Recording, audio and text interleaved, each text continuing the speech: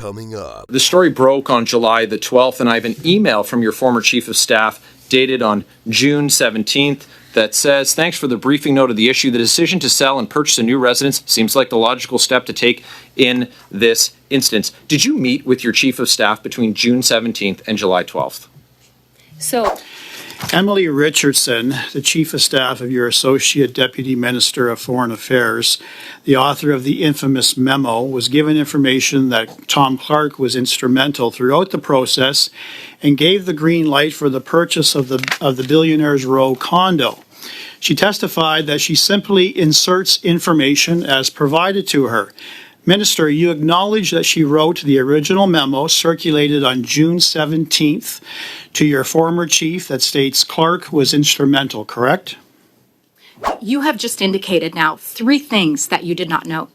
You did not know that we had purchased a $9 million condo at a time when Canadians are suffering as a result of your government. You did not know that the Deputy Chief of Protocol for Global Affairs Canada attended a Russian embassy party. And you did not know that Canada accepted an invitation to send a patrol ship to Cuba while the Russian Navy was present, despite your comments about Ukraine. This Guy's Garage. Like and subscribe. It's a common standing committee on government operations and estimates, widely known, of course, as the mighty OGGO. We will start right off. Welcome, Minister. I don't think I've seen you before in OGGO, so welcome to your first appearance. Thank you, Minister. We'll start with Mr. Barrett for 6 minutes, please.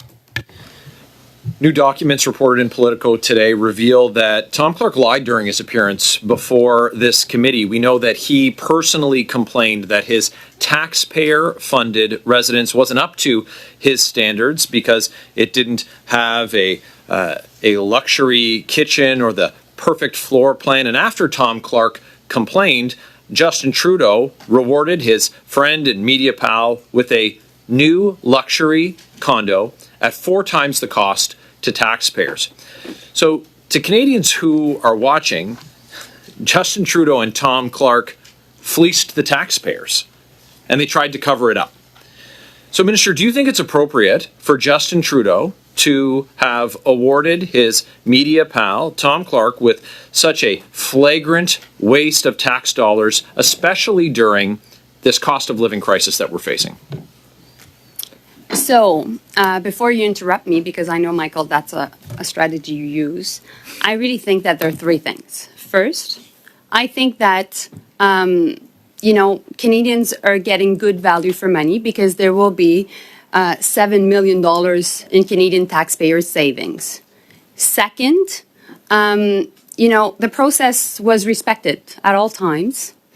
And thirdly, I profoundly believe that more than ever, as we're going through, the American people are going through an important election today, we need to invest in our presence in the U.S. So I really hope, Michael, that you agree with me, because I know your riding is next to the U.S. and you have 2 bridges that permit fantastic workers going through it, truck drivers, exporting and importing millions of dollars every day between Canada and U.S. So I've answered your question. Is it common for your department to spend nearly $10 million on luxury condos without you personally approving? So first and foremost, to answer your question, this was not a political decision because it was an operational decision. And you had numerous people, officials of mine, that came to see you and said that. So these are the facts, and I really hope that you can... When did you approve the $9 million this is again luxury the strategy that Michael uses, which is to interrupt me. Clark. Michael, can you just stop? I'll just finish. So, I promise it won't be long. I just want to finish my sentence. Point of order, Chair. Yep. Mr. Barrett? Okay. So, in spite of the minister's hostile response to my first question, she was afforded equal time to the amount of time that I posed the question, even though she didn't answer it. I asked a second question, and she was afforded equal amount of time to the length of the question, and she was able to do with that what she wished. Now, if the minister wants to interrupt me, that, of course, is not in order at this committee. So, Chair, could you please provide clarification to the minister that she will be afforded the same amount of time to respond as the amount of time that I posed the question? Actually, it has been the practice of this committee that it is the members' time. So if you wish to take 5 minutes for a question and provide 30 seconds for a response, that is your decision, Mr. Barrett, but it is the committee members' time. Go ahead, sir.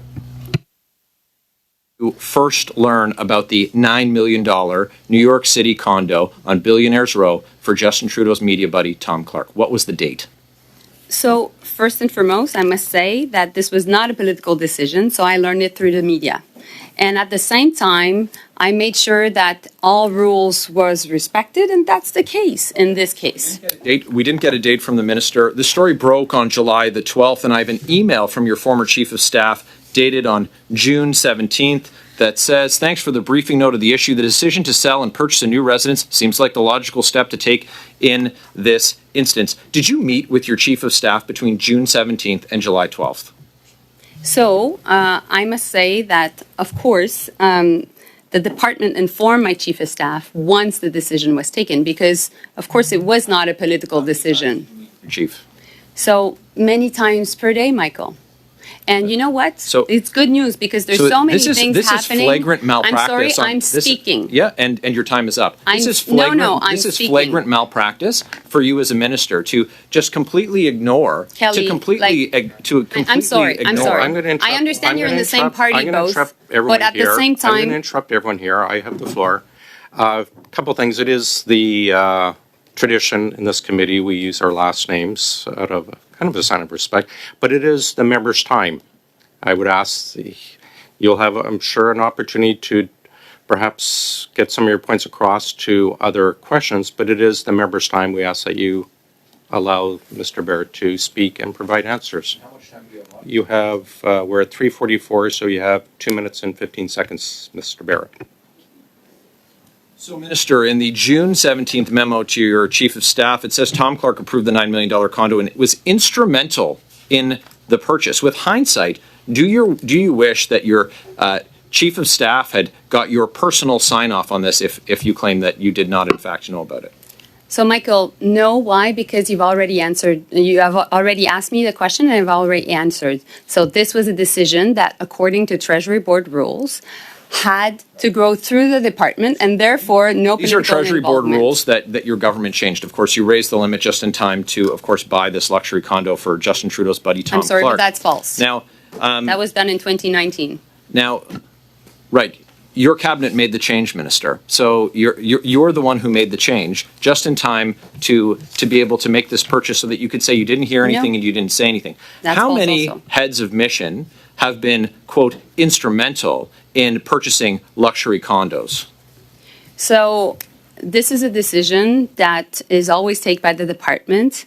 And so I know that you've been doing character assassination against Tom Clark, and that's really sad because when you don't have your facts straight, usually Really, what you do, what's really you resort to sad, personal What's really attacks. sad, Minister, is that Canadians are struggling just to get by, lined up at food banks in record numbers, and you seem to have checked out on any accountability that you should be exercising in your role as minister. And we see that instead of helping Canadians, you're helping well-connected liberal insiders. So I think I have just about a minute left. And I have to know, because the claim from your officials was that this was going to be a great deal. Canadians were going to save all kinds of money and that they had sold the previous condo. We heard that this was the case. So if you could tell Canadians now, how much was the check that the Receiver General received for the sale of the former residence that justified the purchase of this $9 million condo? How much did you sell the previous residence for? So we are convinced that we'll make sure that we have $7 million back for Canadian taxpayers because I think it is a good value for money transaction. It is a transaction that is actually Minister, well supported. Is that the check and has, I'm sorry, I'm still speaking. You haven't received a check. So, and you've spoken for a long time. It's not a question. You haven't it's received actually a check. rant. I'm afraid we are out of time. Both Canadians are out of pocket millions. Mr. Kuzmierczak? The Conservatives want to do foreign policy and foreign affairs on the cheap.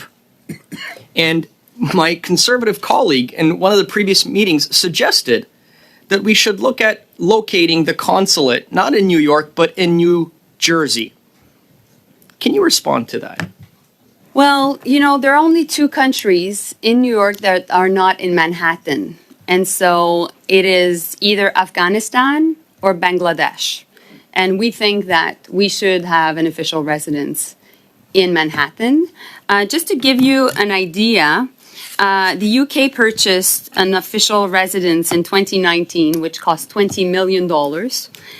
New Zealand 2015, so that's some time ago, worth $11 million. So that's worth more now. Even if you look at G7 countries, France, for example, purchased a $19 million official residence in 2015. Italy recently purchased a $35 million official residence in Manhattan.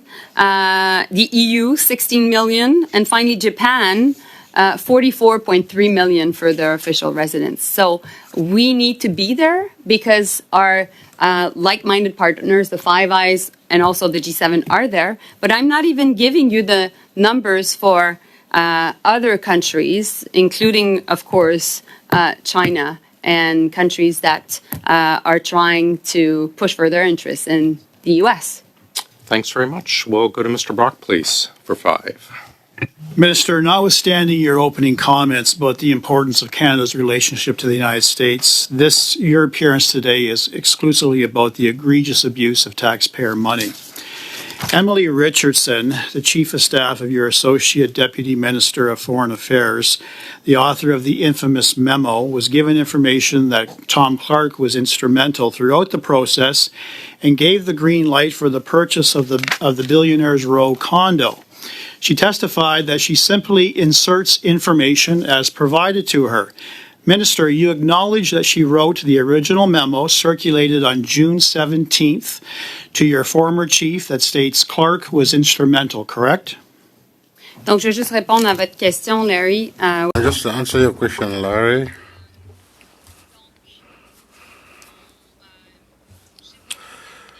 My chief of staff was informed once that his decision was made, and that's what was stated here. That's the information I have. These are the facts. Day after this committee passed a motion ordering all documents from your department related to the purchase of the condo, the same Emily Richardson, who says she simply inputs information provided to her, all of a sudden issued a major correction saying it was a mistake that Clark was instrumental and gave the green light. Minister, do you find that suspicious in any way? Non, absolument pas. Parce que, bien entendu, No, absolutely not. Because as I answered our colleague Rachel Blaney earlier, there's always some information provided to different ambassadors and consuls, but they don't have any decision-making power. Suspicious, as do the millions of Canadians who are watching this on a live feed. And now it's been confirmed that your staff, the ministry officials who've appeared here, and even Tom Clark himself, the buddy, the good friend of Justin Trudeau himself, was instrumental in starting the process of relocating Tom Clark to Billionaire Row condominium in Manhattan. It was simply unsuitable for him. It was important for him to have the full suite of Gaggenau appliances. It was important for him to have the $5,000 coffee machine. It was important for him to have the golf simulator, and your office provided that to him. Isn't that correct? non, c'est faux, Larry. No, that's not true, Larry. You know what Canadians are looking at today? There are millions of people looking at us. I think that's somewhat exaggerated. I think there are millions of Canadians that have their eyes focused on what's happening in the U.S., the results of today's elections, and what Canadians expect is that we should be well represented, that we invest in our relationship with the United States. The memo created by Emily Richardson was sent to your office, to your chief of staff. Your office gets involved, and the story around Tom Clark mysteriously and suddenly changes. Did you personally, Minister, become involved in the process to cover up for Justin Trudeau's close friend, Tom Clark? Yes or no? Absolument pas. Puis Absolutely not. I would like to know, every time you mention Mr. Trudeau, do you have... Trudeau, did your chief of staff assist Justin Trudeau in covering up for Tom Clark? Yes or no? j'ai déjà répondu. I think I've already answered that question. Every time you mention Justin Trudeau, I will also mention Pierre Poilievre, because one thing is for sure. Again, were you ever briefed on the condo purchase from June 17th when your top official, your chief of staff, became aware a government document identified Clark as being instrumental and gave the green light? Est-ce que Pierre Poilievre vous a demandé? Pierre Poilievre, he asked us the same question 3 times. Maybe I'll give 3 different answers. What else is your chief of staff keeping from you, and by extension, you, Minister, keeping from Canadians? Je pense que les Canadiens. I think Canadians expect us to invest in the relationship, that we have value for our money, and that all the processes are followed. En accord avec cette approche. So we agree with that. Clark is paying $1,800 per month in rent. That's less than the national average for Canadians. Do you think that's fair, that that's what he has to pay in rent for a $9 million luxury condo when your government is responsible for doubling rent, doubling mortgage costs, requiring Canadians to have to save 25 years just for a down payment? That's your government's legacy, and you're giving this guy a $9 million condo for $1,800 a month. Do you think it's fair, yes or no? How much is Pierre Poilievre paying for staying in his government-funded Minister, house I have great right news now? for you. You're going to have lots of but time to Michael, ask us questions when you're on the opposition side of the House. But today, you're supposed to be a minister that's responsible for your department, and you're demonstrating a failure in that. Maybe you can, yeah. That is our time. We will go to Ms. Atwin. Good job. Perhaps she can continue the line of questioning. Go ahead, Ms. Atwin, please, for 5. Did you Both get- sides, Mr. Kuzmierczuk, Mr. Barrett. You got your clip? It's Miss, I'm sorry, colleagues. Point of order. I'm sorry, it's Miss Atwin's time, both of you. Miss Blaney? I just wanted to remind people that the interpreters do have a hard time hearing when people are speaking like that. So it's not only to listen to the chair, as we all should. It's to also respect the people who work for us. I would just open by, sending a message to my friends and family in the United States. It is a particularly important day. We've all been kind of anxiously awaiting today, even though I know we may not have results as early as we'd like, but just wishing everyone well, and I hope that everyone got out and vote and exercise that critical right that we have to participate in democracy. I also like to just, add to the context of, what we're dealing with globally, and the challenges and difficulties right now, and all of the different, issues that have come your way as minister. And so I very much appreciate that you're spending this time with us today speaking about the purchase of a property. So Minister, my Conservative colleagues have suggested that your office played a role in this transaction. As we've heard from Global Affairs Canada officials on multiple occasions at this committee, this transaction followed all guidelines and in fact was cost-saving for Canadians. Can you reconfirm that fact? Thank you. Thank you, Jenica. I'm reconfirming again. Thank you very much. And, we mentioned a little bit about the context of other nations and other countries and their consulates, in the importance of it being located in Manhattan, for example. But more generally, how does our diplomatic work in the United States contribute to our competitiveness on the world stage? I think if there's a country in the world that knows the U.S., it's Canada. And so not only are we really proud of our diplomatic network, our consulates, we have one of the most important and biggest embassies in Washington. But I must say, throughout the entire year, I've been in contact with many foreign ministers around the world, many leaders, and they all come to see us to understand what's going on in the U.S. And so that's important because it gives us also a form of leverage, influence around the world. But I must say also that it is important to Canadians because so many jobs are linked to it in every single of our ridings, including, of course, in New Brunswick, in Fredericton, including in Dean's riding in Niagara. So we're interestingly linked. So we need to make sure that we are there to protect Canadian jobs and defend our interests, and that's what we're doing, and that's what we're doing definitely also in New York, in Manhattan. You said in your opening statement today that it was in the media that you learned about the $9 million condo purchase.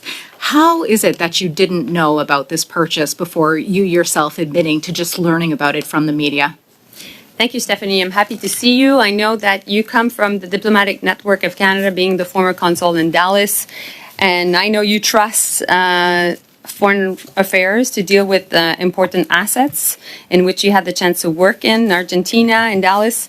And you know that the rules are always, under my watch at least, respected, and that was the case. And so we followed Treasury Board rules as you did as when you were former consul in Dallas.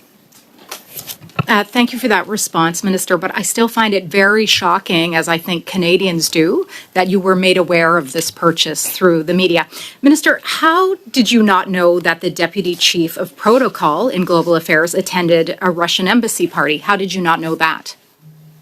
So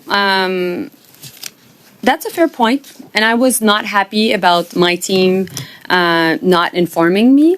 And I think I've said what I needed to say about that. Since then, my question to you is, why would the Conservative not support Ukraine in this decisive moment in the world while Ukrainians are fighting for their freedom, but also ours? And I know as a diplomat, you would know what that means. Well, I appreciate you bringing up Ukraine, because my next question to you, Melanie, was how did you not know that Canada accepted an invitation to send a patrol ship to Cuba while the Russian Navy was present? So I think your point about Ukraine is a very good lead-in to this question. How did you not know that? So this is a question you should ask to the Defense Department and my dear colleague who's doing a great job, Bill Blair.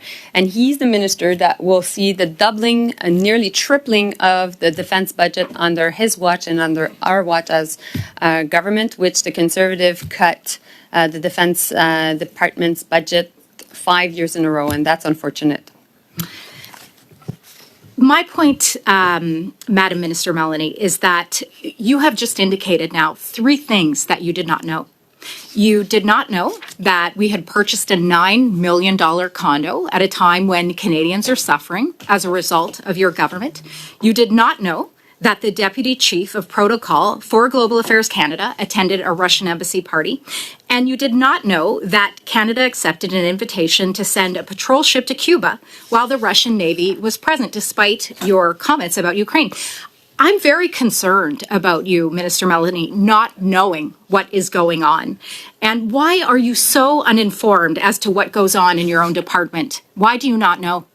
So these were not the answers I gave you. So of course, Stephanie, you can't, say and use the pre-written questions you had. Minister but said that you do not know. What I can tell you, what I know, is the investments in the U.S. is fundamental, which you would agree because you used to work as a diplomat in the U.S. as a trade commissioner, which I really thank you for your service to the country, because I think it was Minister. important. But I maintain the position that you did not know those three things. How did you find out about the Russian invasion of Ukraine? Did you know that?